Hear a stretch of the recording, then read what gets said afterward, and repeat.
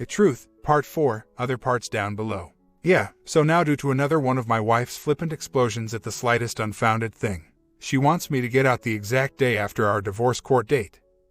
You see, I have been living in that house with her, her mother, and our D9, since this all began, her affair, which destroyed our marriage. I didn't want to be viewed as abandoning her or our child by the court, nor was I going to run at her request. I have 2 middle fingers for every one of our mutual friends that heard her side of the story and now view our marriage as that same old tired trite description of having been over long before. But packing a few boxes of my things and getting things ready for my move out was actually good for me. I feel better. My D9 is entirely knowledgeable about the situation and looks forward to getting to help decorate her new room. My wife's been sullen lately. She sat in the shower the other night and wrote "hate me" on the shower door. Sounds mentally stable, right? For the past 2 or 3 days I hit another low spot, coming to tears quite often on the drives to work. Unable to come home and listen to everyone else laughing it up and acting as if there weren't a murderer in the room.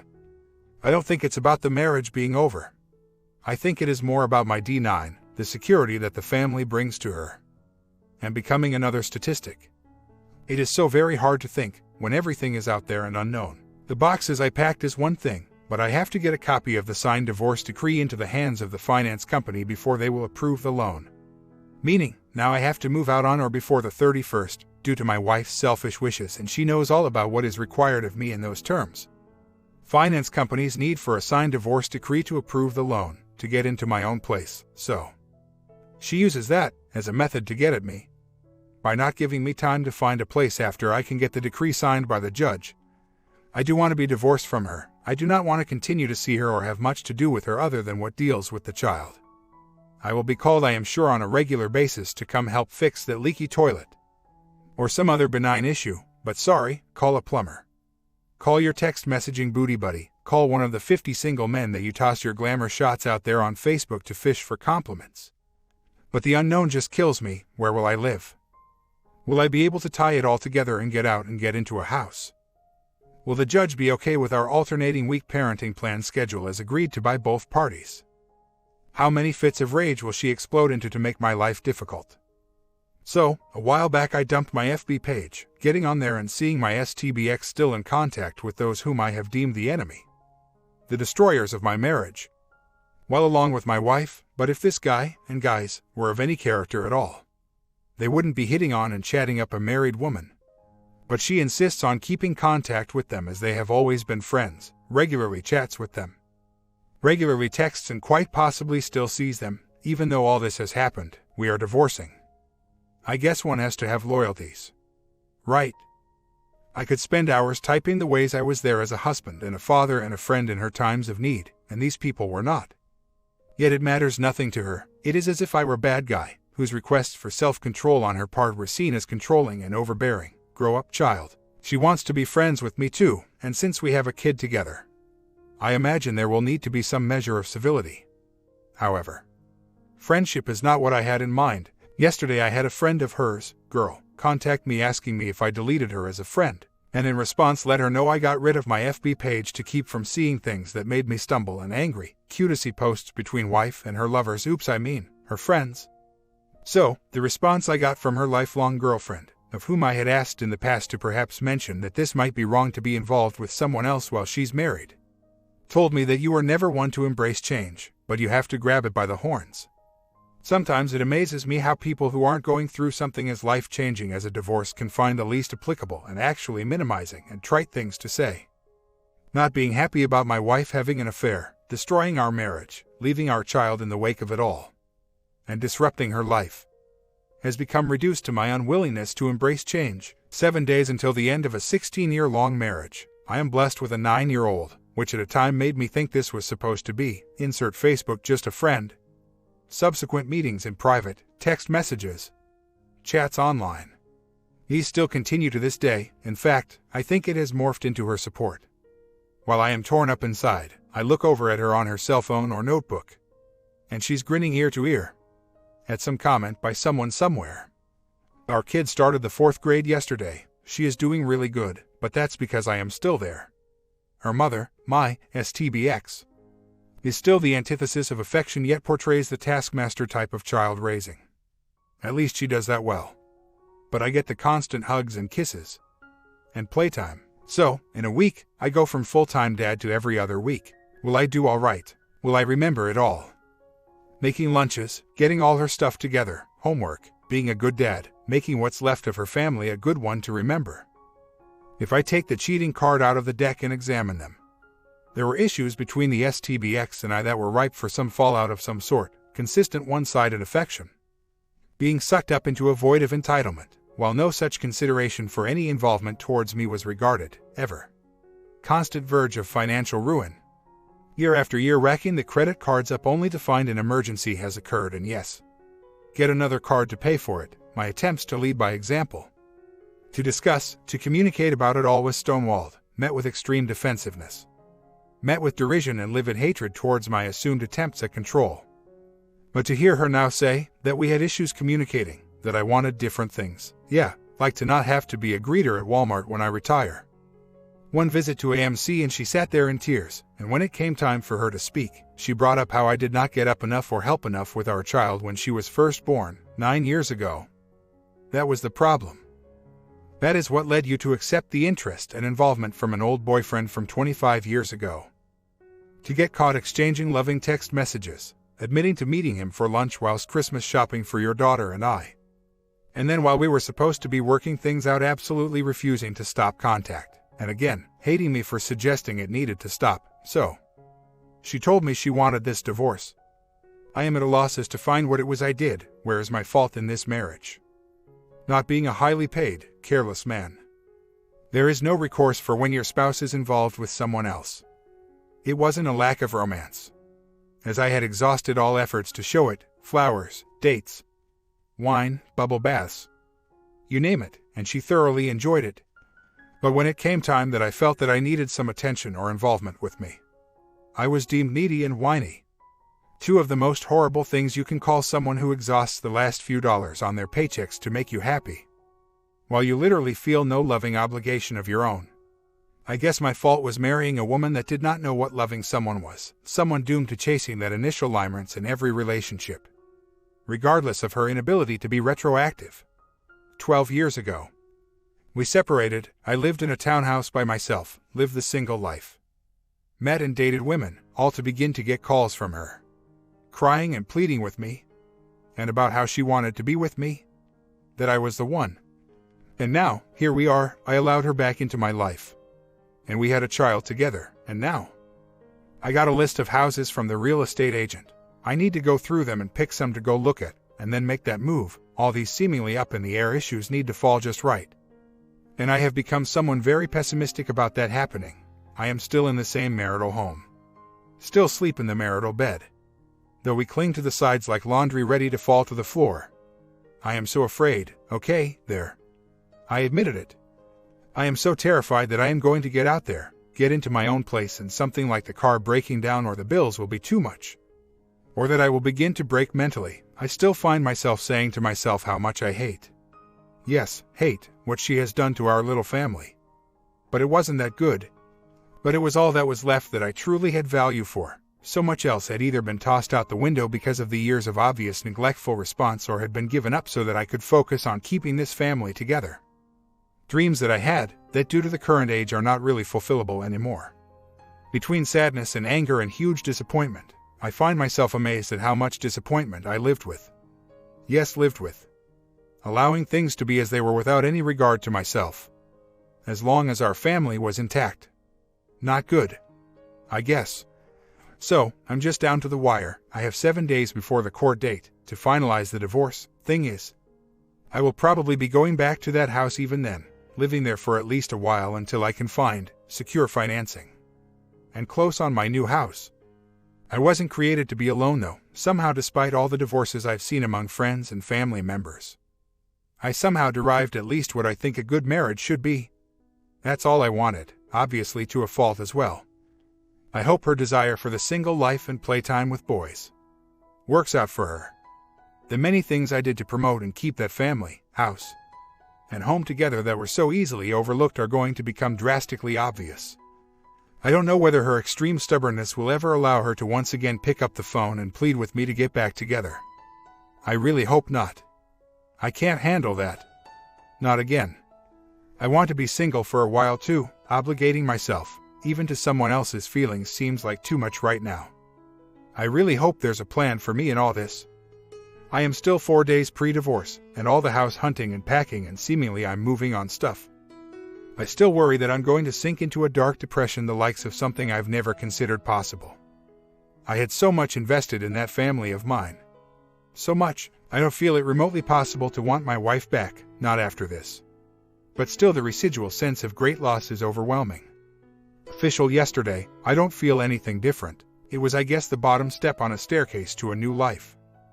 It's done, nothing went badly. Hard to imagine the biggest concern of the day for me was tie, or no tie. It's too damn hot for a tie. Getting back to our side of town after it was all done and over with, we stopped by a small deli for brunch. I had a steak and eggs. We laughed at a few things, talked about troubles people are currently going through that we both know. I'm still in the house living with her and our kiddo. She asked me if it was going to be weird for me to still sleep in the same bed. It's a comfortable bed. I told her it was just like camping. Got a copy of my decree, so I meet again with the realtor tonight, and he's going to forward the copy to the finance company for me, as it was the final thing they needed when and if a closing occurs on a house for me. I've found a couple that I am going to make offers on, but it could really go either way. Neither could be accepted, but then again both could be. Step number 2, I guess. I think it may help the whole process of approaching, going through, and after a divorce, to allow yourself to be a little crazy. Forget commonplace societal expectations of what's normal or usual in these processes. These days, you got to do what you got to do. Day 2 is not much different than yesterday. I don't really feel any different, no sadness or sense of loss really. That may very well come when I am finally moved into another house. So far, I believe the unknown position I am in with obtaining a house and submitting offers, and trying to come up with the funding for all the extraneous fees, costs, dues, etc., has kept me in running mode in order to get away from this current house. That sounds bad, only because my daughter still lives there too, but all the surprises with home buying, even as the market is in such dire straits right now. It appears people still want way too much for houses that are barely held together with paint and stapled on siding. That was an eye-opener. Looking at houses online and physically visiting them proved a lesson in deception. Often pictures are taken with fisheye lenses, which make rooms look much larger than they are in real life. Issues such as spongy fascia boards or holes in the siding aren't apparent from pictures. I was quite discouraged after the first 5 houses I looked at and felt that insult was added to injury of the divorce. By having to drastically reduce my quality of living to move into one of these dumps. But house number 6 and 7 proved to be much better looking and bigger and in better shape, to where I felt, yes, I can live there. I can make something with this. Now, however, the game is getting the offer accepted by the sellers and coming up with the dollars to afford all the expenses associated with buying a house outside of the basic monthly mortgage. I find that I am a bit limited in area of search for houses for sale in terms of area, due to agreement of distance from school in decree. And of course in price range, finding houses just outside the acceptable realm that look really great, and yet having to pick from the pile available sort of sucks. I am currently still paying into what long ago was established as a household fund, an account that all bills, utilities, mortgage, groceries, daycare, etc. is paid out of. The ex-wife and I had budgeted a monthly amount needed to take care of all of these, of which we contributed equally from our paychecks to satisfy these needs. As I am still living there, I feel obligated to continue that. But one of the issues that really pissed me off yesterday was the decisions made by her on her own accord without looking at the budget and considering the times and available funds to make those decisions that affect the account and other required expenses. For instance, she switched providers for the internet and cable, and a prorated bill came in easily double the usual amount required, and it came out of the household fund. She switched names on the electric bill into her name, and an additional prorated bill came in for that for a few weeks' worth of usage. The attorney sent a bill for typing up the mutual parenting plan agreement, and school started, thus. Daycare started before and after school. So all of these additional expenses are kicking in, and some of it is of course necessary, and some of it could have been planned better. These things keep me feeling mired in the same old usual bull crap. I think it won't be until I am moved into my own house, know what my bills are going to be, thus can budget accordingly, and can sit on my own couch, turn on my own TV, and crack a beer open, that I will finally be able to exhale. I am limited by funding and ability to afford to a degree a house to move into. To remove myself post-divorce. 1 week now. From the home that was. I am also limited in terms of location, due to the decree and shared parenting plan. The first 5 houses I visited were dumps, virtual dumps, spongy fascia boards, tin siding stapled back into place, carpet ripped up if not removed completely. Nothing like the pictures on the Realtor Association website. I was so discouraged, as adding insult to injury I would have to reduce the standard of living so low. And worried to be getting into a money pit of a problematic home, being it was having to do it on my own, and yet provide a decent place for my daughter's week-long visits. Thing is, I am still at the old house, trying to avoid the ex, while trying to keep a smile on for the kiddo. Knowing it is absolutely of paramount importance that I get out as soon as possible, as each day is another chance she could say, "I want you out now." If I slip up or refuse to do something she asks, or still continue to suffer the same daily unhappiness that occurs anyway since we are divorced. And you see her go out on a Friday night only to return home at 1 p.m. said afternoon the next day. The outbursts of laughter from her as she receives a text message from lover boy.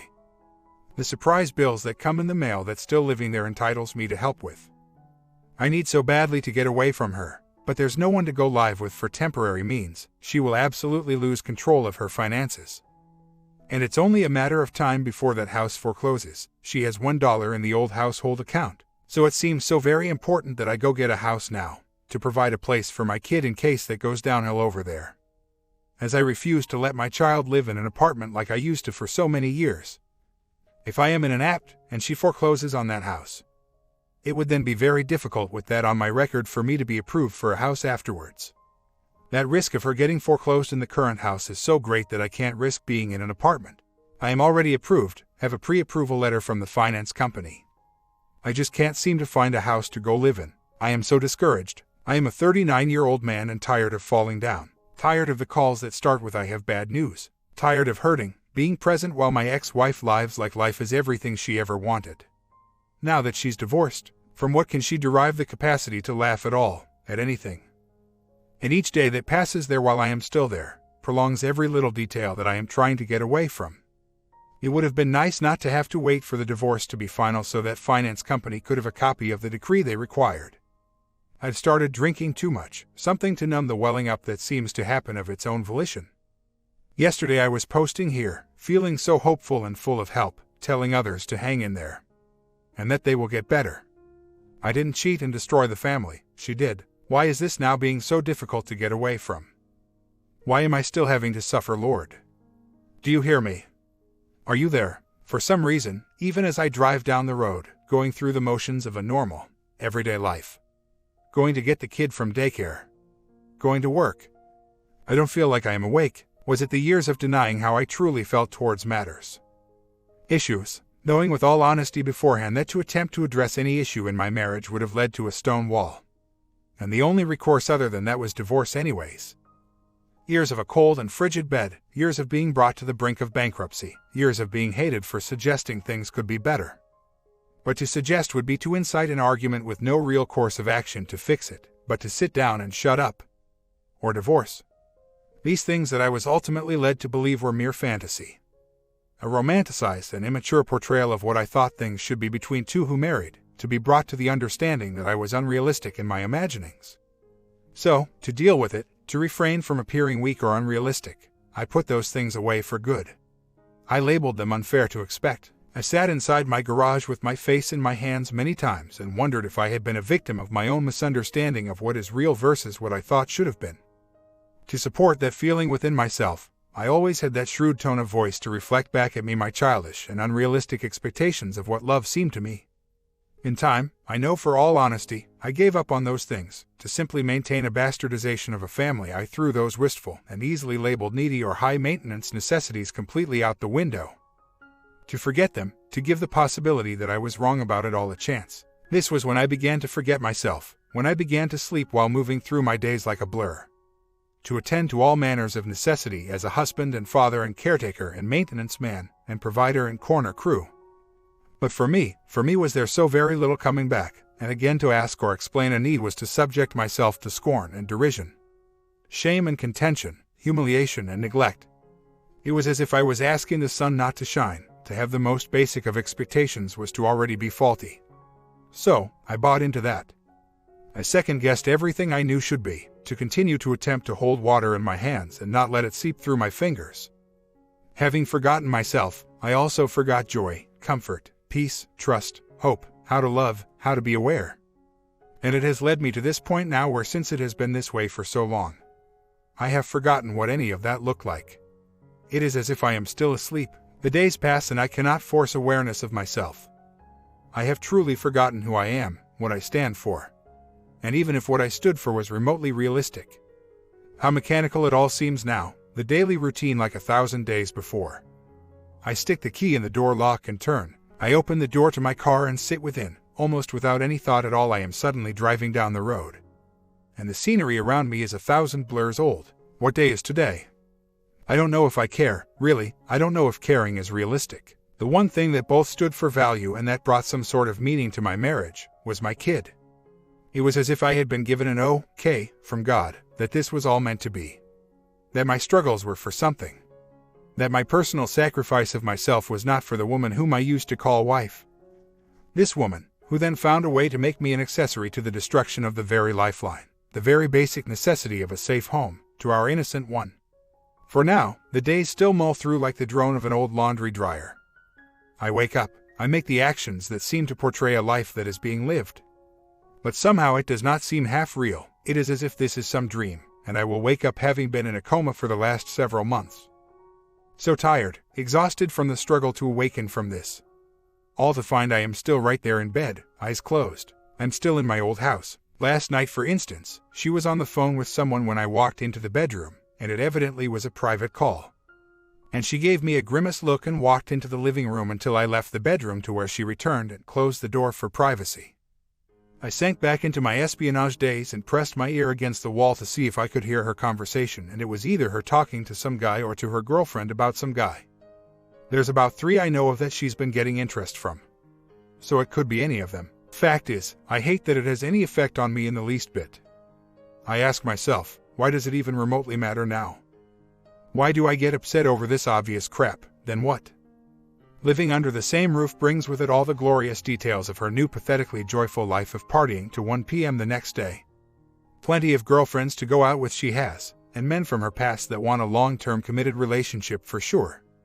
Living under the same roof, when going through this divorce both prior to it, and shortly after, is not something I would recommend to anyone. The levels of fake face and bipolarism that presents itself is beyond comprehension. The worst part is watching them pretend to be just dandy with it all.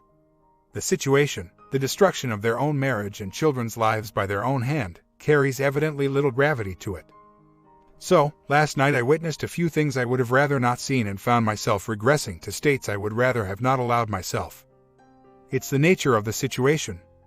I expect it's part of the process and blows wholeheartedly.